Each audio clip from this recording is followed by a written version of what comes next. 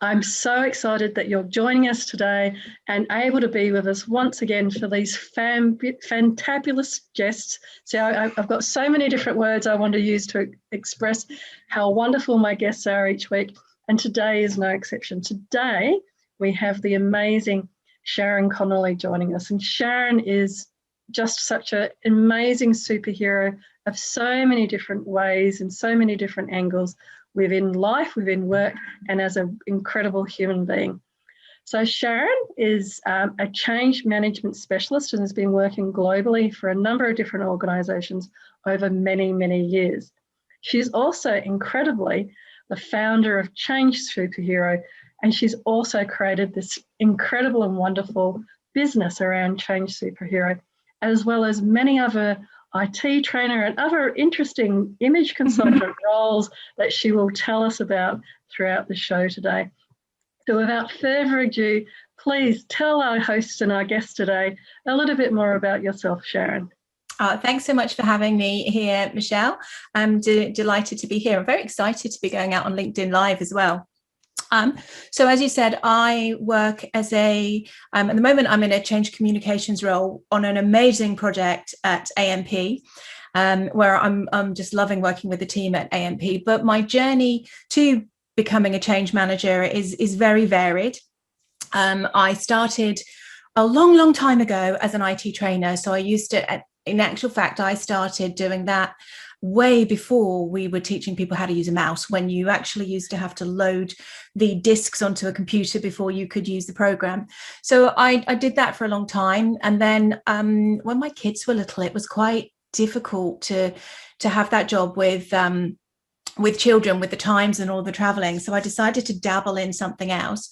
And I actually sort of accidentally, just by following up with a hobby. And this is what happens a lot of the time. I became an image consultant, and I actually was an image consultant for about 12 years, which was a fabulous job, doing makeovers and working on TV and clearing out people's wardrobes, taking them shopping. And interesting, we can talk more about this as we talk about the things that bring me to where I am today. That is actually probably the toughest change management job that you can do, because you will really, you've got resistance, you're changing people at their core on a one-on-one level, and you're changing what they see in the mirror every day, and you're changing how others view them. So when we think about some of the things that I've done, like image consultancy, having no bearing on what I do today, even the IT training, anything about, shifting people to new systems, upgrading them, even a little stint as an aerobics instructor where you have to break things down and deliver them in a way that people can understand. All of these odd jobs that I've done in the past, fantastic jobs, contribute to making me a much better change manager. And it's interesting because when I came here to Australia about 5-6 years ago now, I actually found it quite tough to get my first job, and I'm really appreciative to Westpac for giving me a chance to get back into corporate life. But I found that the skills that I had, all of these great entrepreneurial skills about how to build and leverage every aspect of now what we do in change communications, it wasn't valued. And now it's one of the hot commodities. Is, do you know social media? Do you know how to promote yourself? Do you really know how to engage your audience across all of those different platforms? So it's interesting that my skills have come full circle and now really helping me out in my everyday delivery. And what a journey, and from moving to Australia and setting up a new life, which would have been, quite a big challenge and a big change management exercise in itself, I'm sure. But I love how you've kind of looked at all of the different experiences and all the different types of roles that you've held, and appreciate how that's what's made you the person that you are now. And I love when people really recognise and accept that that's, the gifts and the beauty of who they are today. So, yeah, and I should add there, before coming to Australia, I actually was in Singapore for 7 years. So that is a huge cultural change. And again, the situation that I found myself when I went to Singapore, I wasn't doing IT training anymore. And through various my circumstances at the time. I just needed to do something, and that's when I sort of got back into the IT training, just because I had to earn a living. And it's just going, okay, so I'm in a fix here. I'm not in a position where I can get a job or I can earn money, but I need to. What am I going to do? What skills do I have? And people would call me, or from networking opportunities, and they say, "Do you do customer service training?" And like, yes, I do. I'm not able to do it for, I'm so busy. I'm not able to do it for at least a month, but yes, I do it, and then you'd go and you Google customer service training and you put it together and you'd create this program. And you just think, okay, I'm a trainer. And as a change professional, one of the things that you know how to do is to take a huge amount of information, condense it, and deliver it to an audience in a way that they're able to consume it. And those are one of the skills that I think are inherent for change managers, to be able to take that information, package it, and then deliver it to an audience in a way that they can understand it. It's not about you becoming an expert. It's how do they consume it and make it part of their adoption going forward. I really like that, because whether it's a change manager or anybody nowadays, it's about taking that mountain of wealth of expertise and knowledge that you have, and then being able to package that up.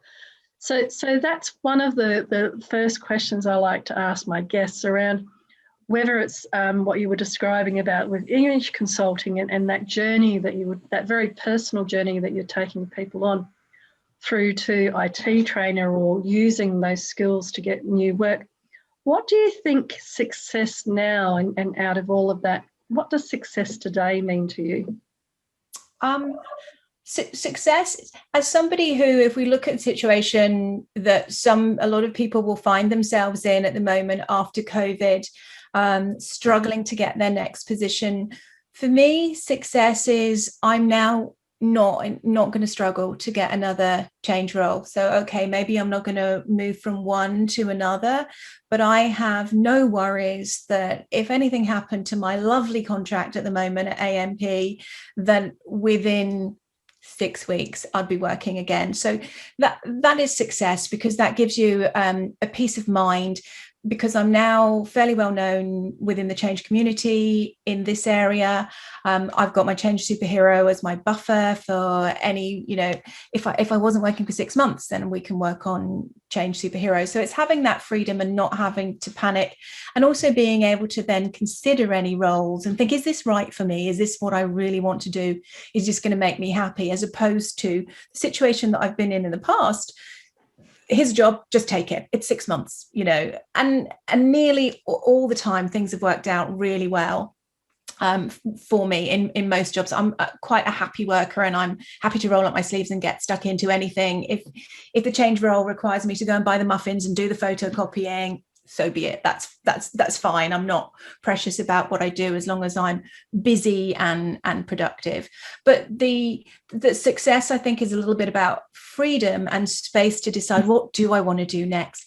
And also, as a contractor, sometimes you can't afford to take holidays. You're thinking, yes, they're making me take 2 weeks off at Christmas. That's a big issue, and that's not an issue anymore for me. So that's good. That's great. I can really hear that you've moved into that lovely space that some people may already be at and others may be aspiring to, where there's a little bit more freedom and control.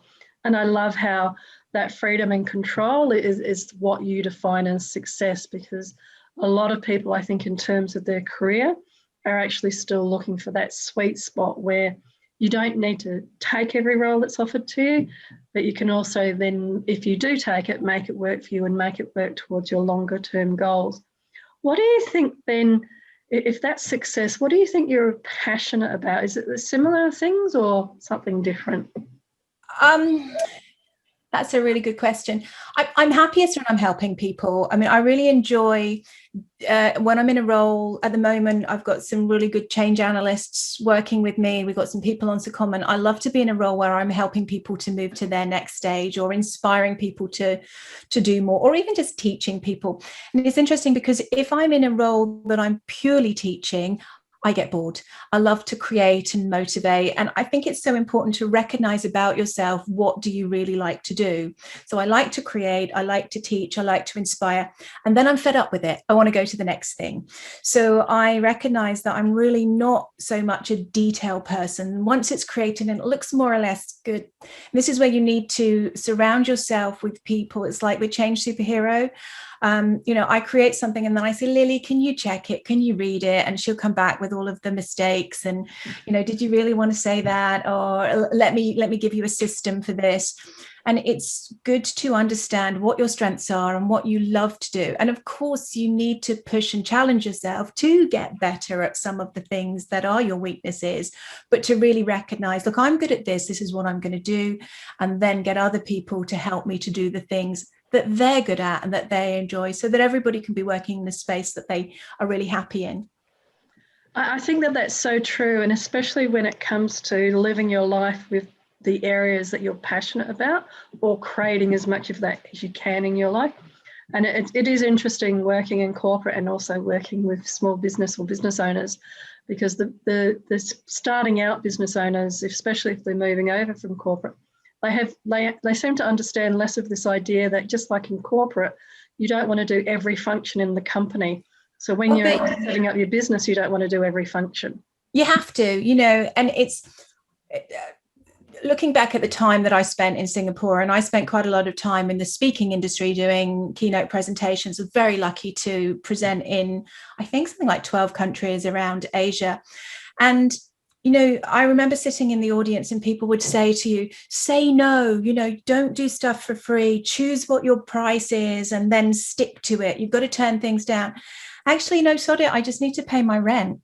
And you do have to do things. And it's not until you are in a position where you've got a bit of financial freedom, then you can turn around and you can say, actually, no, I'm not doing that. No, that's not in line with my brand. But sometimes, and if you read things, going back to me as an image consultant and interested in all things makeup, and I remember reading Bobbi Brown's autobiography, where she, said, I would just knocked on doors and I would do everybody's makeup for free, just begging, can you give me a platform for my skills? And there's a part of you that needs to do that when you're starting, and it's just walking the streets and knocking and saying, please let me speak, please let me show you what I can do. And the people who say no, you have to set your price point, you have to say no. Actually, you just have to get work.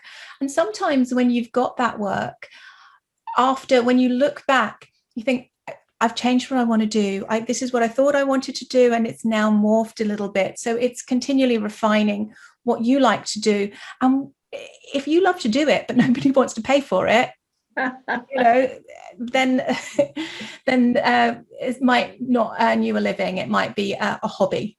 It's a passion. Yeah. A passion. And having done some strange things like aerial yoga at times, I completely agree with going and trying things and giving it a go, just to again see whether it's something for you or something that isn't necessarily you, but then you can say, I've done aerial yoga and laugh. I've not tried that one. I don't like heights much, so maybe that one's not for me. It's not that high, but it's very, very painful. Okay. So let's move on then to, in terms of success and mindset, and what we were going to focus on then for the main part of the chat today was around when people are working full-time or when they're in their business and looking for perhaps part-time work. A lot of them might think, oh, it's too hard, I don't have the time, I don't have the energy, I don't have the this, I don't have the that. I think from what your amazing journey is, that you've really shown that you can do both successfully. So what you can. 3 tips that you might give, or tips that you might give to people? Probably watch less TV. So people are saying, oh, I don't have time. I don't have time. Well, okay, so how many episodes of Maths have you watched this week? And how much time have you spent on Facebook and things like that? And I had 2 children, 2 little children, when I was running my own business in the UK. And, if I wanted to work out, I would have to be at the gym at 5:30. If you want to work out, you will get there and you will do a workout at 5:30, or I used to do workout at 9:30 at night, just before the gym closed. So if you want to do something, whether it's start your own business, whether it's study, you will find time. If you've got 2 children, somebody else is managing with 4. So you can't compare, and somebody else who's got 4 could compare themselves to somebody who's got 6 and is caring for sick relatives. There's 24 hours in the day. You do have to look after yourself, and you do have to become smarter with how you work and become more organized. But if you really want to do it, if you really, really want to do it, setting up a side hustle or earning some extra money, it could be 5 hours a week. You have 5 hours a week. And if you don't have 5 hours a week, then organize your life better so that you do have 5 hours a week. I think that's a really, if I was to summarize it with one word, I'd think prioritizing. So the key for me when reading and preparing for today was around women especially, but everybody needing to prioritize their financial future and taking that time, whether it's taking it out of mindless time in front of the TV or on Facebook or wherever, but taking an hour or 2 a day or a week, but making that first step towards managing and controlling your own financial future. Yeah. The issue that you've got there is if you're just prioritizing it for your financial future, it will be more difficult to do. If you're prioritizing it because it's a passion, because you've got something that you want the world to know about, or you've got a mission that you're on, like mine, to make everybody awesome at Microsoft Office and PowerPoint, it's not driven by money. Now, it's great when these 2 things can come together and your passion does earn you money. And that's when you've got to have some of those smart entrepreneurial skills that I gained throughout all of the different things that I have done. You don't get them as a corporate change manager, but you do get them as an aerobics instructor, as an image consultant, all these extra little bits and pieces that I've done when you're trying to get what you're passionate about out to the world. But when you're just motivated by the money, that's when it's difficult to get up at 5 a.m. and write a chapter of your book. So what do you think, again, coming back to the mindset for success, what is it that drives you to get up at 5:30 a.m. to write the chapter, go to the gym, etc.? It's having the end in mind, knowing what you really, really want to do. Sometimes it's actually having a deadline. So I did write a book. I had it published previously. And I was given an advance for the book, and I was given a deadline, and I had an editor, and those things made me get it written, because if I didn't have those things, it would still be probably on my computer at chapter 6. So being accountable to somebody, I had to have a chapter finished every week to give to the person editing it on Saturday morning. So even if I came in at 3 o'clock in the morning, I had to sit there and finish off that chapter. And I did that, just because I had that deadline. And for me, getting that done, having a deadline, making a commitment to somebody. And with the Change Superhero courses, and it's a popular thing that a lot of educators do, I don't write a course until I've sold it. So, I'll put out there the next couple of the ones that are coming up. I'm going to be doing running surveys, and I'm going to do PowerPoint animation. Both of those will take me quite a while to write, but I'm going to advertise them, and I'm going to see if I've got people interested in them, because otherwise I don't want to spend 3 days writing a course that nobody wants to book on. That does then pressurize you, a week before the course to go, okay, I thought I'd go on a picnic today, but no, I can't, because I've got to write this course. So it's working to those deadlines. Yeah. And sometimes you just have to impose them yourself. If nobody else is going to put a deadline on for you, you've got to impose it yourself. What's going to happen if you don't get up at 5 a.m. and write a chapter of your book? Well, nothing. And then your book won't get written. Does that matter? No, sure. It's not a goal that's going to happen for you. Yeah, and it's interesting as well how I'm still hearing some fabulous stuff about that self-motivation and the goal setting and the accountability, which are all great tips, wonderful tips around helping you to kind of stay on track and keep going. Would there be one other possible tip that you'd want to share today? I think it's about momentum as well, because one of the things what people ask me about with Change Superhero, a membership site. Why have you not got a membership site? And I said, I don't have a membership site because then I can't just give up. If people sign up for 12 months, I can't decide, I don't want to do this anymore. I just want to stick with my day job. And I am considering the membership again. But the thing is once you've got momentum and you've got a tribe of followers, I try to do at least 4 templates every weekend to send out to the audience, because I know that people are waiting for them on Sundays. They're like, what's Sharon going to send us? So there's an expectation that people have. So sometimes once you actually have that momentum, you have people following you, you become known for something, you have to keep it up. It's a little bit like being an image consultant as well. Not that most people know that about me anymore, but when I was doing that in the UK, you can't have a day where you go to the supermarket dressed like shit, because everybody's going to say, I was going to book a session with her, but oh my God, no. So it's about having this momentum. And when you do put yourself out there and you get known for something, you sort of have to keep going. Of course, at any time you can say, no, I'm done, but it's not something you want to do when you've spent so long building up this following of people that are waiting for stuff. You're helping them, and in some ways as well, you're part of their lives. People come to me at AMP as well, and COVID aside, if it wasn't COVID, they feel like they know you because they get a newsletter from you every week. So they want to hug you and buy you a cup of coffee or buy me a glass of wine because I'm in their inbox sometimes three times a week.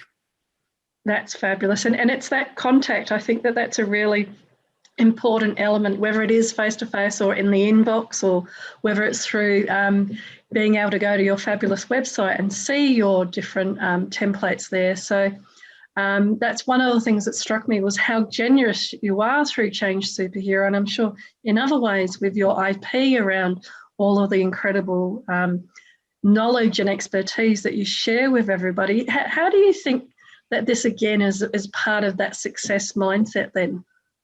It's a massive part, and people should know that I didn't actually mean to start Change Superhero. I did it by accident. So it started when I was in between contracts and not in the position you were. I was talking about the comfort factor that I have now, that I can move from one job to another fairly easily because I've got a reputation in the industry. When I was moving about a year ago, I'd got a role, but it wasn't the easiest role to get.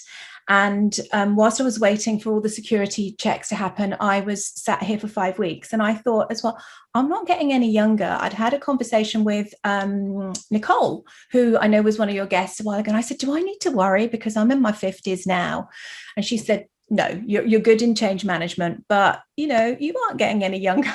I just thought, okay, I need to make sure that people know what I stand for, what I'm passionate about, and how I deliver change, so that if I am sat there for an interview with people who are a lot younger than me, then people need to know what it is I can bring to the table. What does my experience mean? What am I passionate about? What are my thoughts and my ideas? So I thought I need to get active on LinkedIn. So I started to write articles.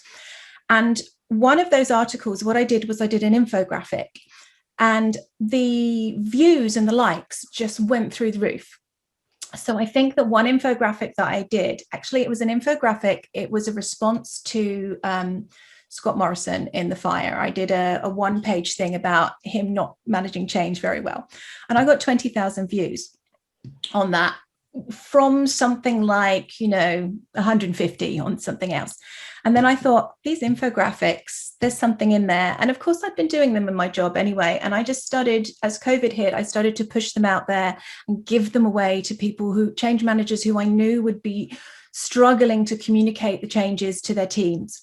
So I started to give that away, and my partner would say to me, why are you giving this stuff away? Why are you giving it away? I said, look, nobody's going to buy it. They have no idea who I am. I have no mechanism of selling it. I didn't have a website. So I used to put them up there, and I used to ask people to message me if they wanted them. And I would come back and I'd be sending out 500 of them. It would be crazy. I still had no idea that I was going to teach Change Superhero. And people started asking me, how do I learn to do these infographics? You can't learn anywhere. Nowhere teaches you to do, everywhere teaches you intro to PowerPoint, intro to Excel, intro to SharePoint. And you actually need somebody to teach you, how do I get my job done on these applications? I haven't got a 3-day course to go on. I need to know how to deliver change using PowerPoint, how to deliver my single source of truth on SharePoint. I don't need all of the stuff around it. So, and that was always my philosophy on providing training to fix a problem rather than training for training's sake. Let's have a look at what it is you're struggling with, and let's provide you with the solutions. So again, I sat down one day and I created the website myself on Wix. And here again are my sort of entrepreneurial skills. Yes, I know how to design a website. Yes, I know, some basics around it. I hadn't used the application before, but quickly learned and then put it online. Yes, I knew how to do PayPal buttons and things from all the stuff that I had done before. And I went into my partner. He said, "What have you been doing all day?" I said, "I've just put a course online." And he said, "Yeah, oh, yeah, right. Nobody's going to book on that." And as soon as I posted it on LinkedIn, within minutes, 2 people signed up.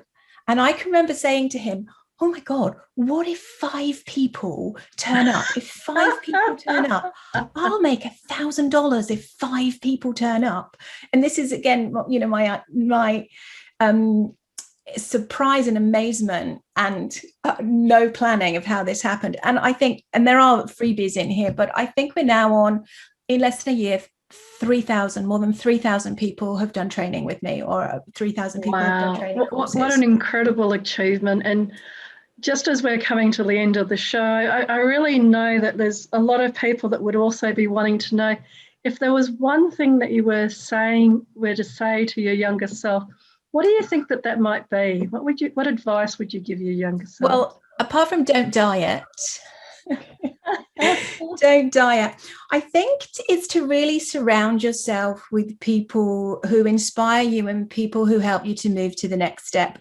When I was an IT trainer, I had no idea about networking. I also had no idea about mentoring. It wasn't until I changed my career to be an image consultant that I started to network, and in particular business women's networking. And this is when you all of a sudden go into a room and there are people like you. There are people who have got kids and are juggling and are absolutely nailing it, and who have got ideas and are trying to get them to market. And you sit there with people who go, yes, you can.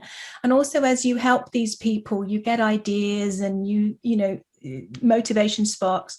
So doing that, also joining things like, in my time in Singapore, joining things like Professional Speakers Association, learning about the whole freemium, giving things away and how you engage people, things like drip feed marketing, all of these things to get an audience and continue to engage them. All of those. So I think it's putting yourself in the right place with the right people around you that tell you that you can, but don't just tell you that you can, because my mum would always say to me, yeah, you can. If I wanted to be an astronaut, my mum would say, yeah, that's fine. That's fine. You need people to say, okay, so you want to do that? What are you going to do about it? You've told me that you want to write a book. Get up at 5:30 and do it. Okay, I'm going to hold you accountable. If you haven't done that at the end of the week, then I'm not going to work with you on this anymore. So it's finding the people who motivate, support, guide, challenge, hold you accountable, and make you want to move to the next step.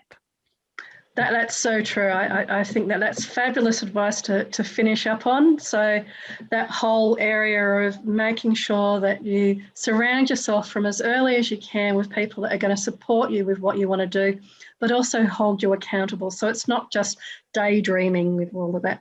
And very quickly, Sharon, how can people get hold of you after today? LinkedIn is the best place to connect to me. I put loads of content out there, so you can follow me on LinkedIn, and you can also sign up for my weekly templates on the website, which is changesuperhero.com.au. Fabulous. Thanks so much, Michelle. Thank you, Sharon. And it's been such a lovely conversation today. And we've really travelled, I feel like we've travelled around the world like superheroes in capes ourselves, travelling through many different roles and different situations. So thank you so much for being my guest today on the show, Sharon. Thank you. I wanted to say a thank you as well to Robert, and who's Robert and the lady next to him that just had to smile the whole time. Maybe it's just their picture. I'm thinking that they're looking in and they're actually smiling. Yes, I've just realised it's just a still. But they were smiling at me the whole time. Thank you to all of the people on Zoom today and all throughout social media, on Hello Gina on Facebook and everybody else on LinkedIn and YouTube. And it really makes my heart sing to have so many people come in and listen to the show. So next week we have the exciting and amazing Adam Franklin. So another very, very giving person like Sharon. Adam has a number of different templates that can help you with your LinkedIn, and we'll hear much more about that next week. But until then, as every week, I really send my heart to your hearts and wish you all the best, and be great, be fabulous, and be you.